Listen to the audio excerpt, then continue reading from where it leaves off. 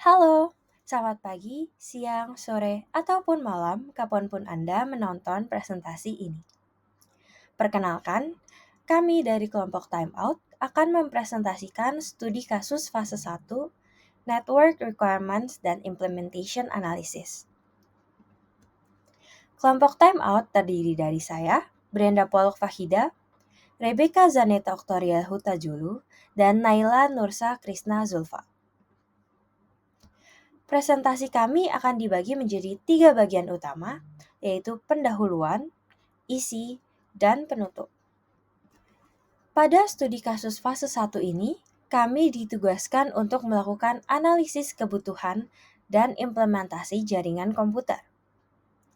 Kami melakukan analisis pada PT Dike Global, yaitu sebuah organisasi di sektor strategis yang bergerak di bidang pengadaan peralatan militer dan keamanan.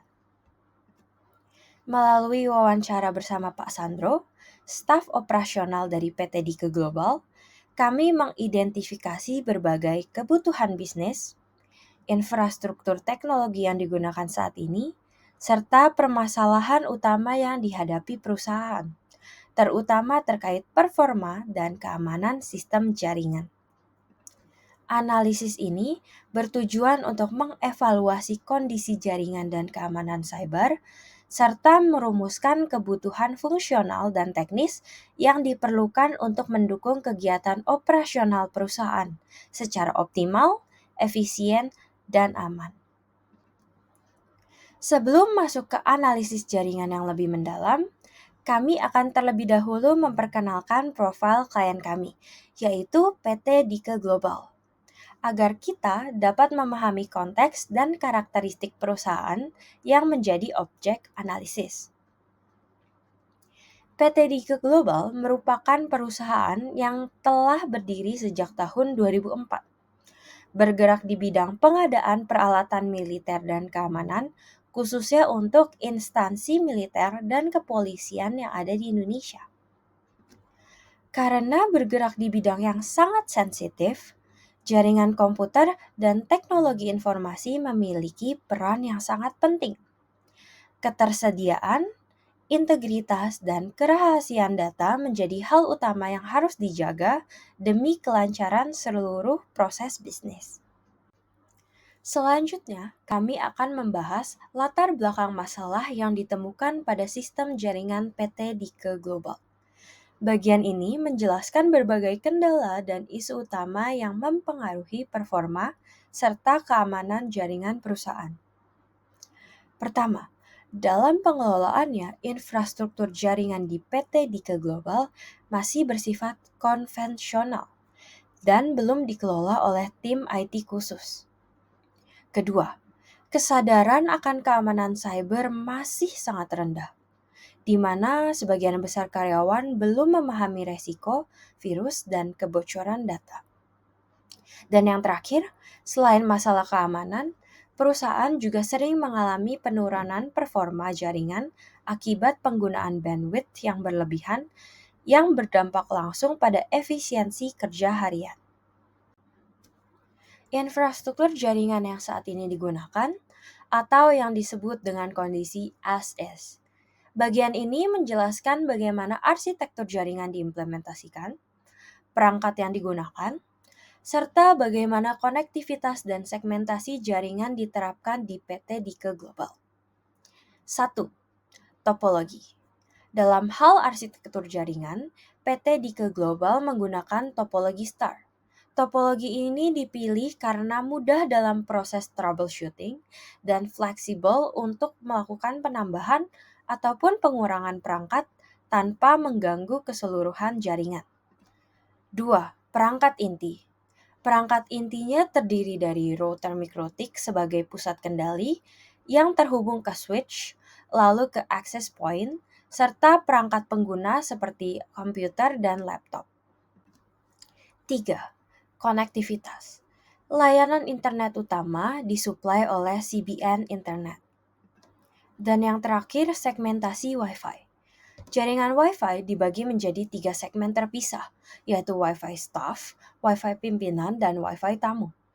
Pemisahan ini dilakukan untuk membatasi ruang akses dan meningkatkan keamanan sesuai kebutuhan masing-masing kelompok pengguna. Sementara itu, pemantauan trafik jaringan masih dilakukan secara manual melalui perangkat mikrotik, sehingga sistem monitoring masih dapat dikembangkan lebih lanjut. Selanjutnya yang akan dibahas adalah server, data, dan juga keamanan dasar pada perusahaan.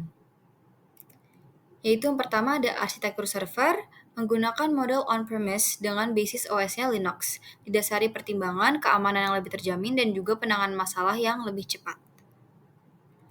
Lalu untuk penyimpanan pada perusahaan, data-data itu disimpan secara terpusat di server dan didukung oleh strategi backup menggunakan NAS dan external hard disk untuk data yang krusial. Perusahaan juga memiliki DRC atau Disaster Recovery Center. Untuk keamanan dasar sendiri, sudah mengimplementasikan VPN untuk akses luar kantor yang aman dan mengandalkan firewall sebagai pelindung perimeter awal. Kami telah mengidentifikasi 3 isu utama yang terjadi di PT di Global. Yang pertama adalah isu keamanan data. Banyak karyawan yang masih kurang aware terhadap virus dan ancaman cyber. Kondisi ini meningkatkan resiko human error dan bisa jadi pintu masuk serangan seperti phishing atau malware. Masalah ini cukup krusial karena perusahaan bergerak di bidang pengadaan militer. Jadi kebocoran data bisa berdampak besar terhadap kerahasiaan dan reputasi. Yang kedua adalah isu performa jaringan.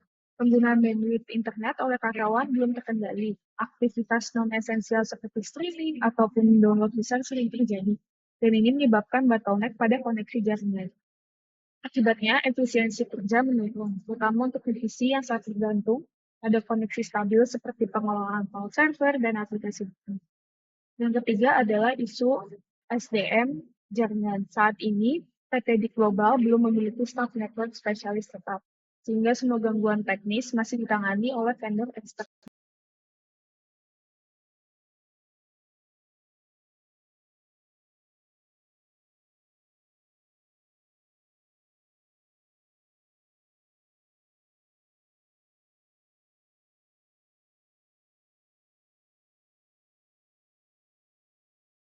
Menanggapi ketiga isu tadi, kelompok kami telah merumuskan beberapa solusi utama. Yang pertama, solusi untuk isu keamanan data. Perusahaan perlu mengimplementasikan sistem endpoint protection terpusat dengan kemampuan deteksi ancaman tingkat lanjut seperti EDR. Lalu dilakukan juga pelatihan keamanan cyber secara berkala yang wajib diikuti seluruh karyawan supaya kesadaran karyawan akan keamanan cyber meningkat. Dua, solusi untuk isu performa jaringan. Perusahaan perlu menerapkan quality of service di router mikrotik untuk memastikan bandwidth diprioritaskan bagi aplikasi penting seperti email dan call center. Selain itu, perlu dilakukan juga manajemen bandwidth dan sistem monitoring jaringan juga perlu diperkuat supaya penggunaan bisa diawasi secara lebih detail. Yang ketiga, solusi untuk isu SDN jaringan. Perusahaan disarankan untuk melakukan rekrutmen network administrator internal supaya perusahaan bisa menangani insiden secara mandiri dan lebih cepat. Bersama dengan itu, perlu disusun juga SOP penanganan insiden yang jelas antara tim internal dan vendor, serta penerapan sistem log dan audit akses terpusat demi keamanan dan akuntabilitas profesional. Maka sampailah kita pada kesimpulan. Secara umum, PT di Global sudah punya infrastruktur jaringan yang cukup baik, seperti topologi STAR dengan mikrotik, server Linux, dan sistem backup NAS. Namun tiga isu tadi, yaitu keamanan cyber, bandwidth, dan SDN jaringan masih menjadi tantangan utama.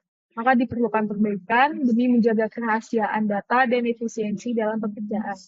Fokus perbaikan akan mencakup penguatan kontrol dan budaya keamanan, penataan lalu lintas jaringan, dan peningkatan kapabilitas internal. Fase 2 berikut adalah rencana yang akan kami lakukan. Yang pertama, menyusun desain jaringan baru dengan implementasi plan untuk segmentasi yang kuat dan pengamanan file server. Yang kedua, merancang konfigurasi teknik QoS dan endpoint security di atas rancangan topologi baru. Dan yang terakhir adalah melakukan simulasi jaringan secara komprehensif untuk menguji dan memvalidasi keefektifan rancangan solusi sebelum mengambil keputusan implementasi.